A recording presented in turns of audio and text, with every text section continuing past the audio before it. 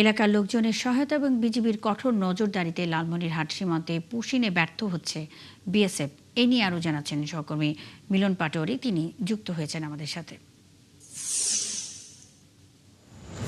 মিলন, কি পরিস্থিতি দেখছেন সীমান্তে? এলাকাবাসী কি বলছে এ বিষয়ে? বিজিবি কি বলছে?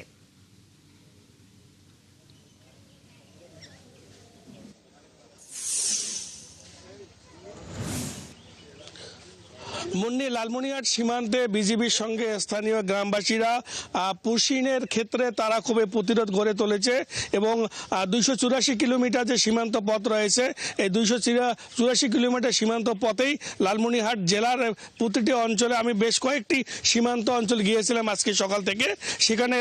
সেখানে দেখেছি যে লোকজনের যেভাবে সতর্ক অবস্থা রয়েছে। আর আমি যেখানে রয়েছি এটা হচ্ছে বলেরহাট সীমান্তে, লালমনিরহাট জেলা।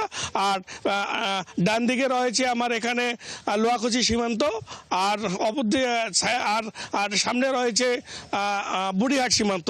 তো আমি সীমান্তবাসীর সঙ্গে যদি আমি কথা বলি যে আচ্ছা, আপনারা এখানে মানে কতটুকু সতর্ক রয়েছেন? আমরা সতর্ক অবস্থানে আছি।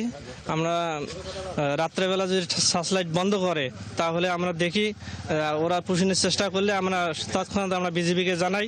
তারপরে আমরা মোটামুটিভাবে তাদেরকে নজরের মধ্যে রাখছি আমরা। যে আমরা আরেকজন গ্রামবাসীর সঙ্গে কথা বলি, আপনারা কতটুকু সতর্ক রয়েছেন? জি, আমরা সারা দেশের নয়, লালমনিরহাট জেলায় আমাদের লালমনিরহাট থেকে পাটগ্রাম সীমান্তে যে আমাদের মোটামুটি এই কয়েকদিন থেকে অব্যাহত রয়েছে যে পুশিনের চেষ্টা করছে, সেই ধারাবাহিকতা আমরা লালমনিরহাট জেলায় আমাদের এই লোহাকুচি এবং বুড়িহাট সীমান্তের এলাকাবাসী এবং বিজিবির সহযোগিতায় আমরা সর্বাত্মক প্রতিরোধ ব্যবস্থা রেখেছি। জি, পুশিন ঠেকাতে যে প্রতিরোধ গড়ে তুলেছে লালমনিরহাট জেলা সীমান্তবাসীরা। আমি বেশ কয়েকটি অঞ্চল গিয়েছিলাম, সীমান্ত অঞ্চলে দুর্গাপুর, লোহাকুচি গিয়েছিলাম, দুলালী সীমান্তে গিয়েছিলাম। বেশ কয়েকটি সীমান্তে গ্রামবাসীরা একটি কথা জানিয়েছে যে সীমান্তে কোনো প্রকারের যে পুশিন যদি চেষ্টা চালায় বিএসএফ, সেই ক্ষেত্রে যে গ্রামবাসীরা সতর্ক অবস্থা রয়েছে।